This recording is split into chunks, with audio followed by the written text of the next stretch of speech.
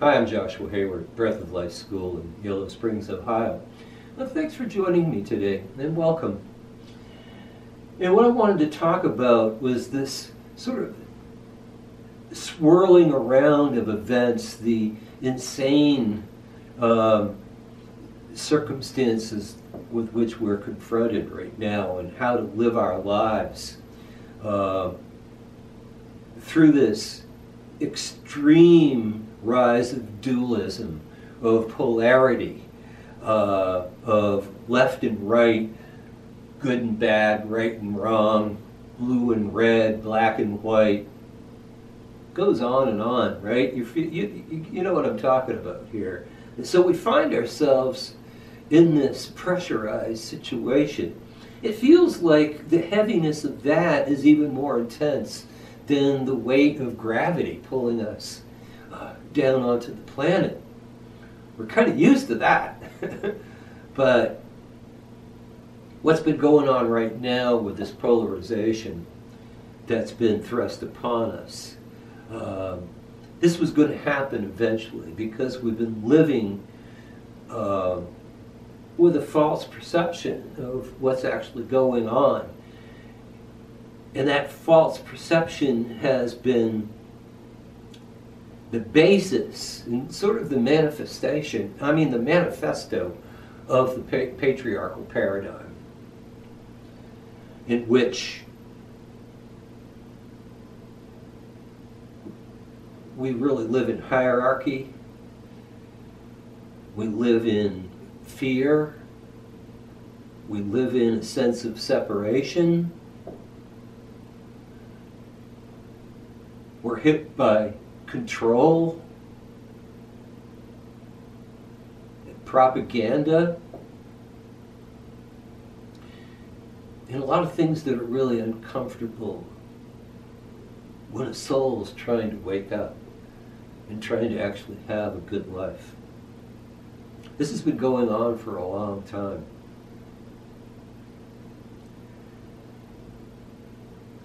Yes. And it feels like we have to be a warrior just to get through the day. It's the warrior of fighting your way through external circumstances.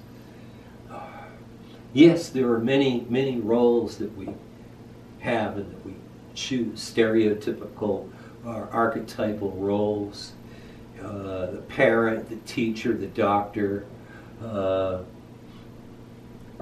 astrobum,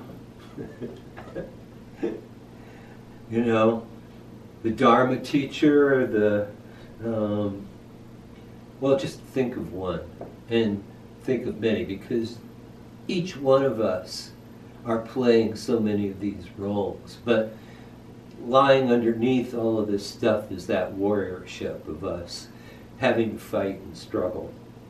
And if you can relate to that, keep following me here, okay? So the warrior's trying to wake up and trying to make it through life, make it through the day. The warrior's been programmed and taught that life is a certain way through this kind of like 3D lens, which is very limited, that the ego takes on. We're taught that everything is physically real, it's solid, all the structures of our lives are solid, society is built in a certain way, we have to follow these rules, this is the way life is. Our governments and our religions and other people who are in authority have the right stuff, they know what the truth is, and we just need to follow them. And the thing is that all of this programming, it really doesn't feel right when we get to try to experience joy and peace and harmony.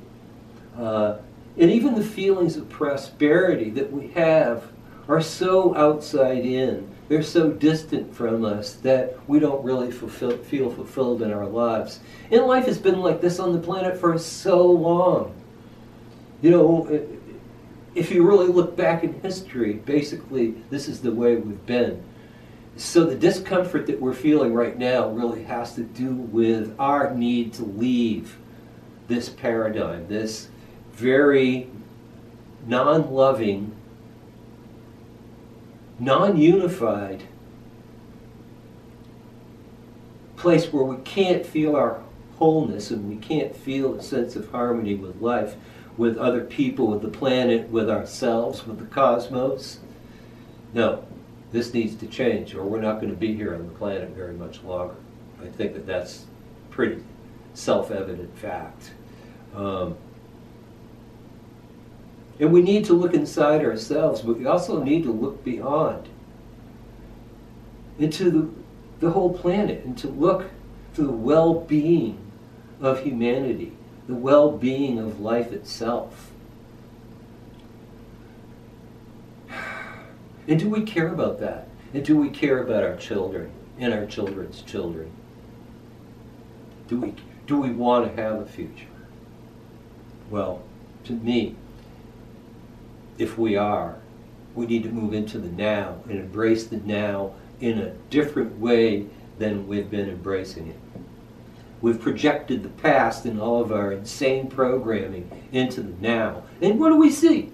More of the same. Oh, big surprise, right? So, this is the warrior who's also playing all those other type roles. But the warrior begins to see that this suffering is intense. It begins to respond.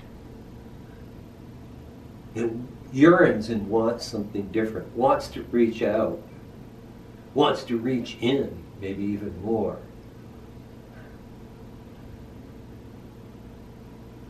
So there are other ways, there are other paths, and they all are about the sacred warrior and awakening the sacred warrior. The sacred warrior, or the spiritual warrior, begins to perceive life in a different way,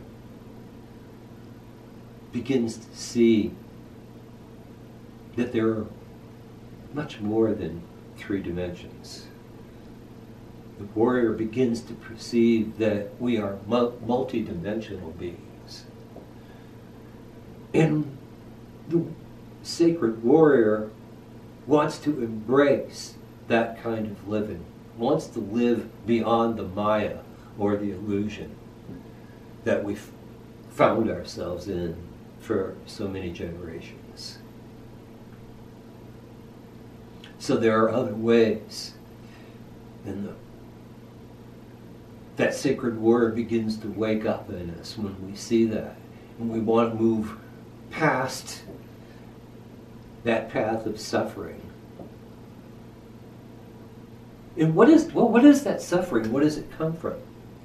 It comes from, as we're being programmed with all of that nonsense that we think is real, we begin to develop a sense of loss. We begin to develop a sense of loss of who we are. That sense of self. Our self is diminished. We move out into the world to try to experience a greater sense of self. But what it does, and we get some, we get some feelings of accomplishment and achievement.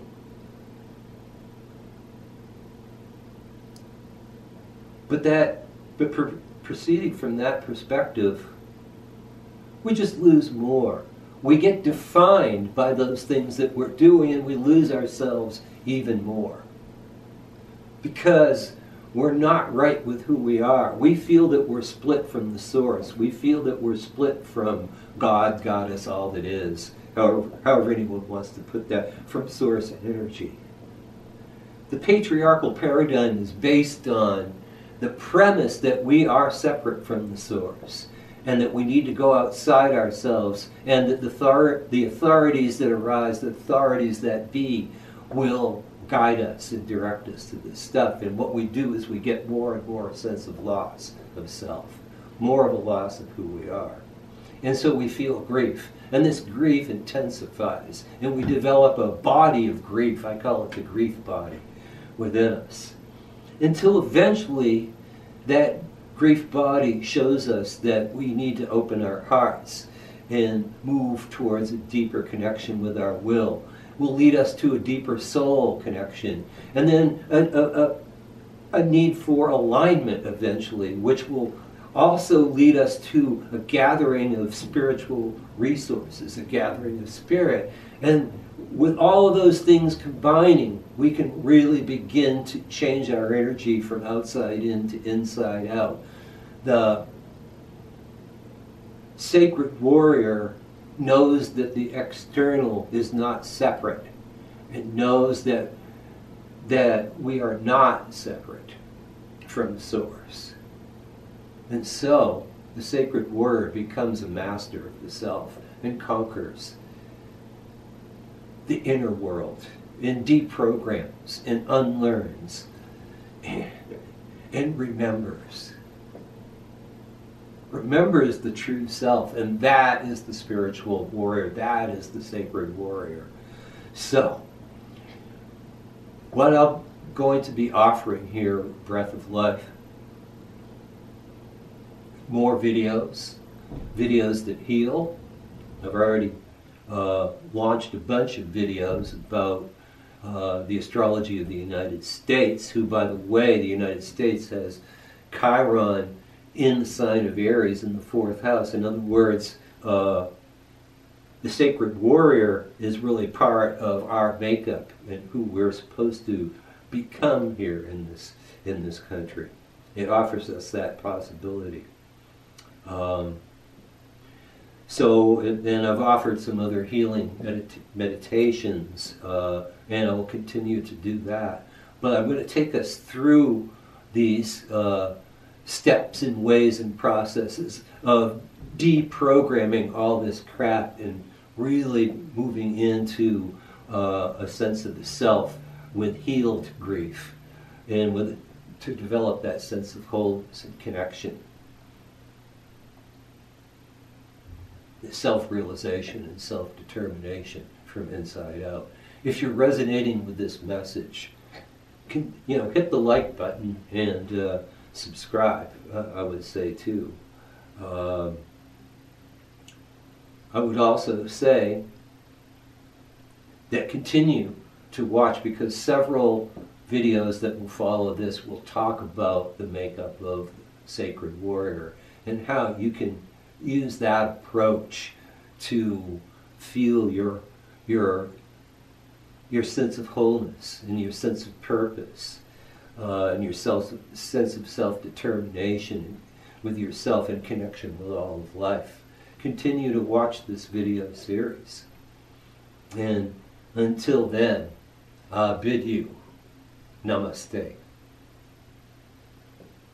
and be well.